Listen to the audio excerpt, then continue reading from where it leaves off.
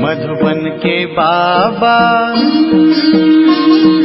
मधुबन के बाबा मुरली वाले, आपका क्या कहना, आपका क्या कहना। ओम शांति। 24 जून 2025 के मातेश्वरी जी के लिए सुनाए गए मधुर महावाक्य सुनेंगे। मातेश्वरी जी की पुण्य स्मृति दिवस पर प्रातः क्लास में सुनाने के लिए जो आज के मधुर महावाक्य हैं, उसका गीत है मेरा छोटा सा देखो ये संसार है। ओम शांति। ये गीत किस समय का गाया हुआ है? क्योंकि इस संगम समय पर ही हम ब्राह्मण कुल का यह छोटा सा संसार है। यह हमारा कौन सा परिवार है, वह नंबरवार बतलाते हैं। हम परमपिता परमात्मा शिव के पोत्रे हैं, ब्रह्मा सरस्वती की मुख्य संतान हैं और विष्णु शंकर हमारे ताया जी हैं, और हम सब आपस में सभी भाई बहन ठहरे। ये है अपना छोटा सा संसार। इनके आगे और संबंध रचा ही नहीं है। इसी समय का इतना ही संबंध कहेंगे। देखो हमारा संबंध कितनी बड़ी अथॉरिटी से है। हमारा ग्रैंड पापा है शिव, उनका नाम कितना भारी है। वो सारी मनुष्य सृष्टि का बीज रूप है। सर्व आत्माओं का कल्याणकारी होने के कारण उनको कहा जाता है हर हर भोलानाथ शिव महादेव। वो सारी सृष्टि का दुख हरता सुख करता है। उस द्वारा हमें सुख शांति पवित्रता का बड़ा हक मिलता है। शांति में फिर कोई कर्म बंधन का हिसाब किताब ही नहीं रहता। परंतु यह दोनों वस्तु पवित्रता के आधार पर रखते हैं। जब तक पिता की परवरिश का पूरा वर्षा ले पिता से सर्टिफिकेट नहीं मिला है, तब तक तो वर्षा भी नहीं मिल सकता है। देखो ब्रह्मा के ऊपर कितना बड़ा काम है। मलेश 5 विकारों में मैली अपवित्र आत्माओं को गुलगुल बनाते हैं। जिस अलौकिक कार्य का अजूरा फिर सत्युग का पहला नंबर श्री कृष्ण पद मिलता है। अब देखो उस पिता के साथ तुम्हारा कैसा संबंध है, तो कितना बेफिक्र और खुश होना चाहिए। अब हर एक अपनी दिल से पूछे कि हम उनके पूर्ण रीति हो चुके हैं। सोचना चाहिए कि जब परमात्मा बाप आया है तो उनसे हम कंप्लीट वर्षा ले लें।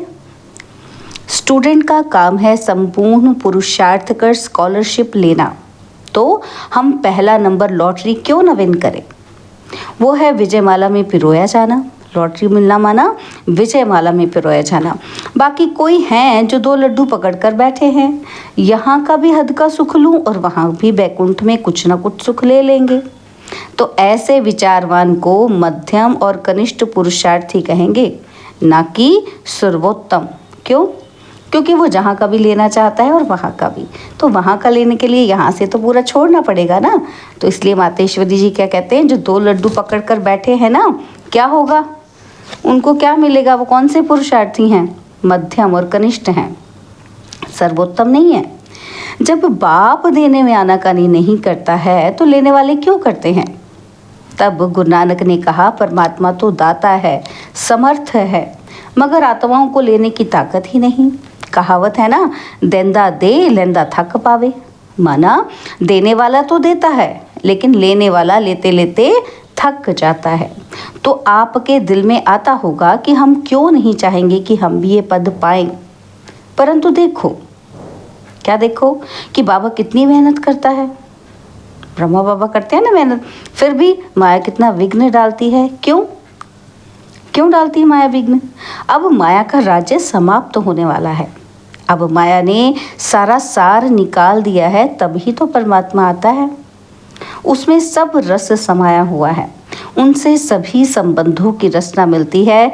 तब ही त्वमेव माता च पिता त्वमेव आदि, यह महिमा उस परमात्मा की गाई हुई है। तो बलिहारी इस समय की है जो ऐसा संबंध हुआ। तो परमात्मा के साथ इतना संपूर्ण संबंध जोड़ना है जो 21 जन्मों के लिए सुख प्राप्त हो जाए। ये है पुरुषार्थ की सिद्धि। परंतु 21 जन्म का नाम सुनकर ठंडे मत पड़ना।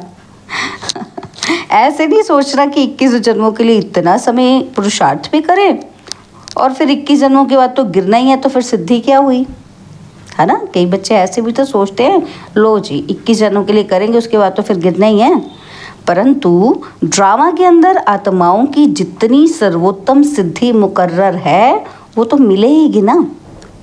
तो बाप आकर के हमें संपूर्ण स्टेज पर पहुंचा देता है, परंतु हम बच्चे बाबा को भूल जाते हैं तो फिर ज़रूर गिरेंगे।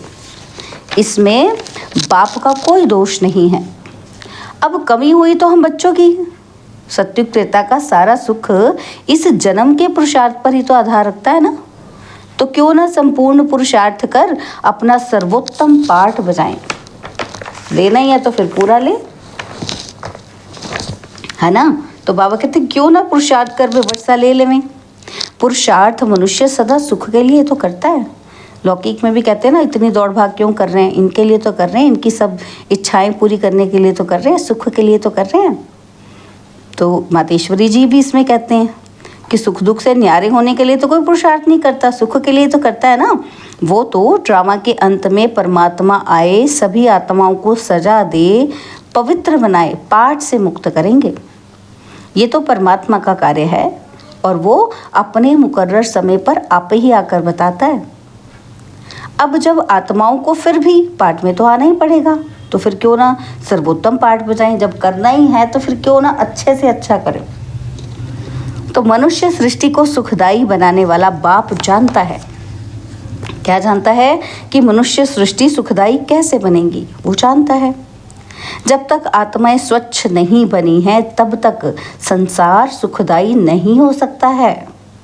इसलिए वो आकर के पहले पहले आत्माओं को ही स्वच्छ बनाते हैं।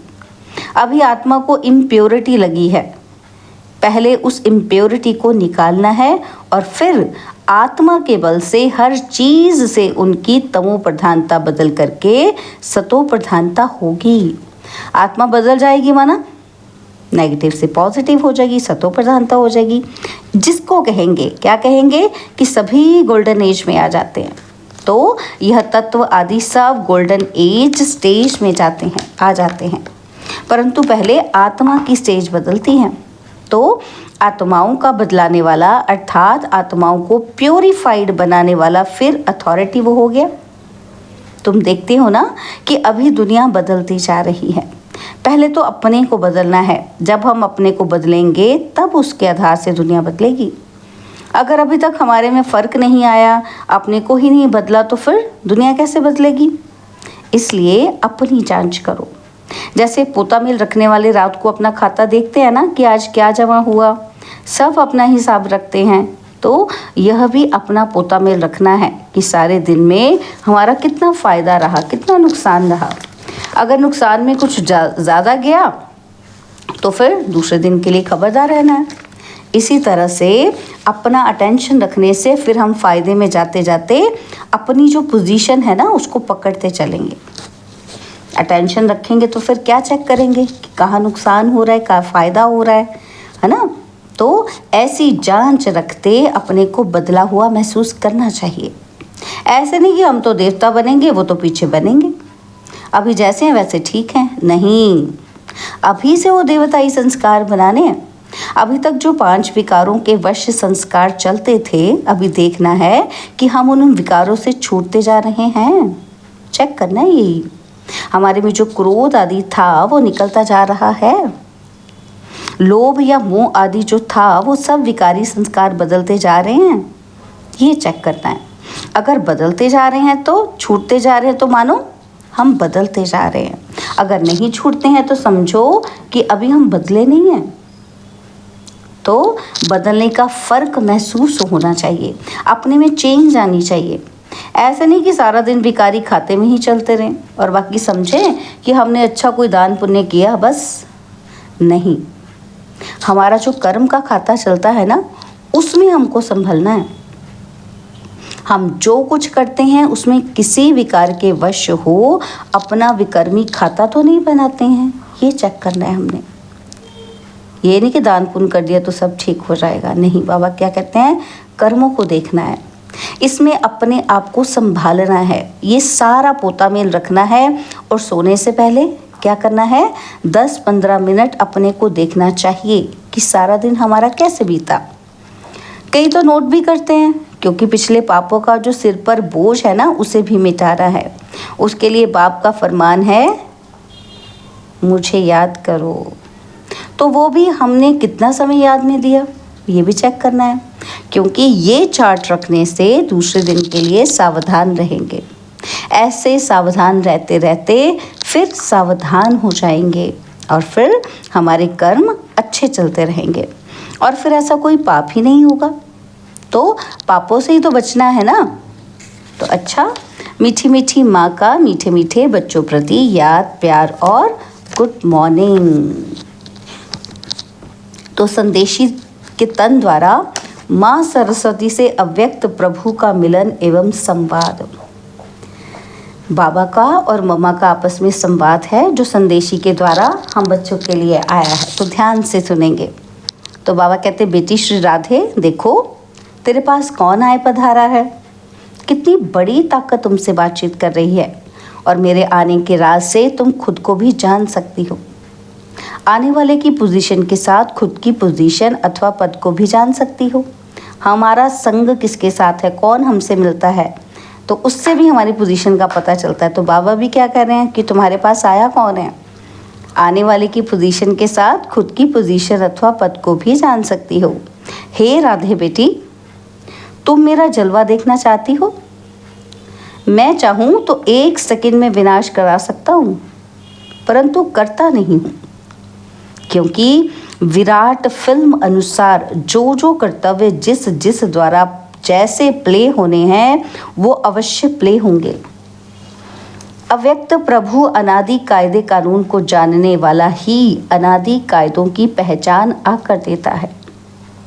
ये सारी सृष्टि का अनादि खेल स्टेज पर प्ले होता है, तो प्रैक्टिकल प्ले होने में समय लेता है। अगर इतने वर्षों का खेल 1 सेकंड में पूरा कर दूं तो फिर बाकी खेल क्या चले।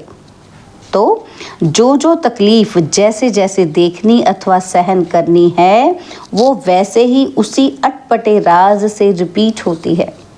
यह अटपटी रिपीटेशन है जिसको हे प्यारी मम राधे तुम और मैं देख कितना हर्षित होता हूँ। इस विराट ड्रामा के सभी पार्ट टेस्ट लेने वाले बने हुए हैं।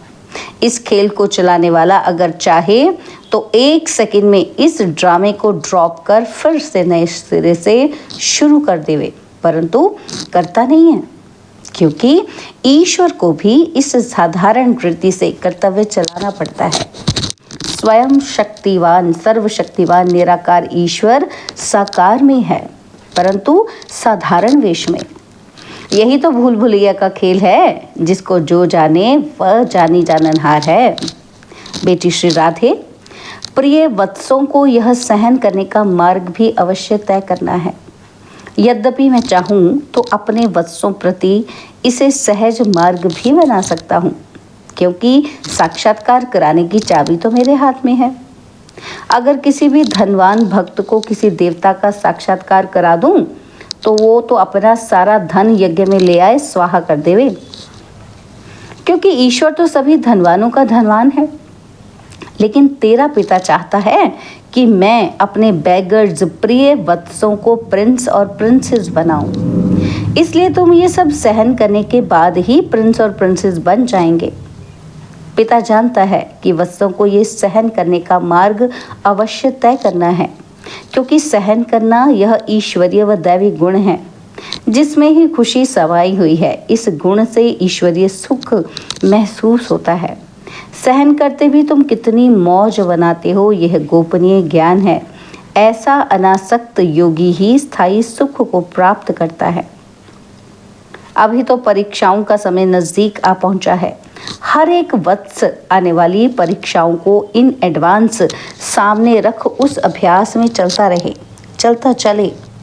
भल कोई भी वत्स को खान पान आदि इत्यादि ना मिले, परंतु खुद बेपरवाह बादशाह हो उपस्थित हो, ऐसी अपनी सुंदर अवस्था बहुत समय से लेकर धारण करनी है।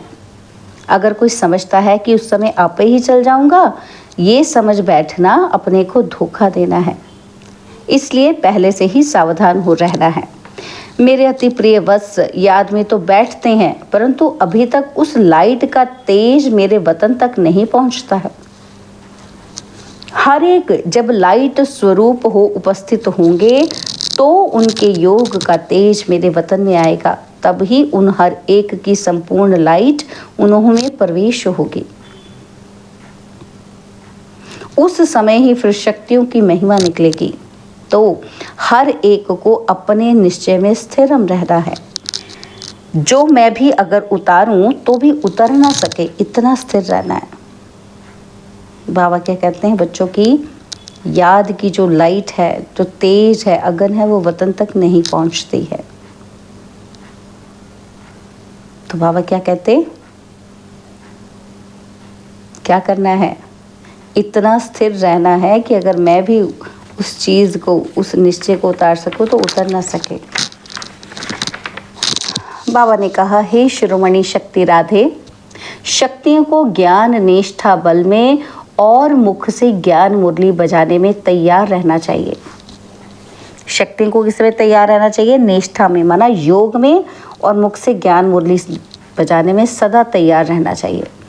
तुम्हें अपनी एक रस ईश्वरीय दृष्टि से हर एक को निहाल कर अपने मधुर वीणा से पहचान देनी है कि मैं कौन हूँ और मेरा पिता कौन है। जैसे कैसे ब्रह्मा में भगवान प्रत्यक्ष हुआ है, जो इस अंत के समय डेविल वर्ल्ड को खलास कर अपने निज देश डीटी वर्ल्ड में ले जा रहा है। हे राधे बेटी, जब हर एक की अवस्था दीपक की ललाट सदृश्य स्थिरम रहेगी, तब सूक्ष्म अंतः प्रेरणाओं को पकड़कर अपना कार्य संपूर्ण रीति से सिद्ध कर सकेंगे। जितनी ज्ञान अनुसार अवस्था होगी, उतना ही प्रेरणाओं को पकड़ सकेंगे। जितना उस अवस्था में लगातार रहेंगे, उतना संपूर्ण प्रेरणाएं टच हो सकेंगी। ओहो बेटी राधे, मेरा स्वरूप तो देखो। क्या वत्स मेरे स्वरूप को नहीं देख सकते कि कैसे अखंड ज्योति तत्व से आकर मैं साक्षात प्रवेश हो आई बात करता हूँ। मेरे द्वारा ही ये सब साक्षात्कार होते हैं, क्योंकि मैं ही सभी का मूल समूह हूँ। देखो, प्रकृति के बीच में चमकती है ज्ञान लाइट। वत्स सिर्फ यह विचार करें कि आहा, जिसको सारी सृष्टि पुकार रही है, वह स्वयं सर्वशक्तिवान ईश्वर यज्ञ में हम वत्सों के सम्मुख आए पधारा है। उसकी शीतल गोद में बैठने से हृदय शांत हो जाता है। अगर रचना को रचने वाला मिल गया हो तो फिर उसको छोड़ उसकी रचना में क्यों जाऊं? हाईएस्ट में हाईएस्ट अथॉरिटी, सर्व ताकत का खुद मालिक, जिससे सर्व ताकतें प्रकट हुई हैं, उस पहचान में आ गए तो फिर ये गोद छोड़ना असंभव हो जाएगा। जब द क्रिएटर की पहचान आ जावे, तब तो समझे कि ये कौन है। समझा श्रीमणि राधे? अच्छा, ओम शांति। बाबा ने चाहते चाहते वरदान दिया, सदा अतीन्द्रिय सुख के झूले में झूलने वाले संगम युग की सर्व अलौकिक प्राप्तियों से संपन्न भव। सदा अति इंद्रिय सुख के झूले में झूलने वाले संगम युग की सर्व अलौकिक प्राप्तियों से संपन्न भव। जो बच्चे अलौकिक प्राप्तियों से सदा संपन्न हैं, वो अति इंद्रिय सुख के झूले में झूलते रहते हैं। जैसे जो लाडले बच्चे होते हैं, उनको झूले में झुलाते हैं, ऐसे सर्व प्राप्ति संपन्न ब्राह्मणों का झूला अति इंद्रिय सुख का झूला है। इसी झूले में सदा झूलते रहो, कभी भी देह अभिमान में नहीं आना। जो झूले से उतरकर धरती पर पांव रखते हैं, वो मैले हो जाते हैं। ऊंचे से ऊंचे बाप के स्वच्छ बच्चे सदा अति इंद्रिय सुख के झूले में झूलते मिट्टी में पांव नहीं रख सकते। आज का स्लोगन है, मैं त्यागी हूँ, इस अभिमान का त्याग ही सच्चा त्याग है। मैं त्यागी हूँ, इस अभिमान का त्याग ही सच्चा त्याग है। बाबा के आज के अव्यक्त इशारे, आत्मिक स्थिति में रहने का अभ्यास करो, अंतर्मुखी बनो। जब स्वयं को अकाल मूर्त आत्मा समझेंगे, तब अकाल मृत्यु से, अकाल से, सर्व समस्याओं से बच सकेंगे। मानसिक चिंताएं, मानसिक परिस्थितियों को हटाने का एक ही साधन है कि अपने इस पुराने शरीर के भान को मिटाना। देह अभिमान को मिटाने से सर्व परिस्थितियां मिट जाएंगी। ओम शांति।